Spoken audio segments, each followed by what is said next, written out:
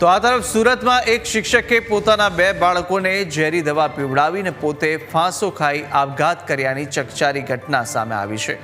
જિલ્લા પંચાયતના ક્વાર્ટરમાં એક શિક્ષક અલ્પેશ સોલંકી તેમના બે નાના બાળકો સાથે જીવન ટૂંકાવ્યું અને અલ્પેશ સોલંકી 4 વર્ષના ક્રિશિવ અને 2 વર્ષના કર્નિશને ઝેરી દવા પીવડાવીને પોતે ફાંસો ખાઈ લીધો।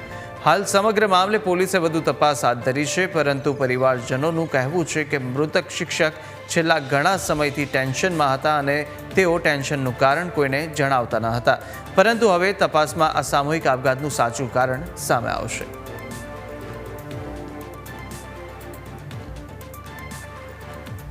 अभी फैमिली हमारी बात हुई, अभी फैमिली कुछ नहीं बोल रही है। 3 लोग एक परिवार के अचानक से चले गए हैं, तो फैमिली के ज़्यादातर लोग इस स्थिति में नहीं है बात करने में। हम लोग अपने स्तर पे प्रयास कर रहे हैं पूरा कि इसमें जो भी कारण रहा वो कारण सामने आए।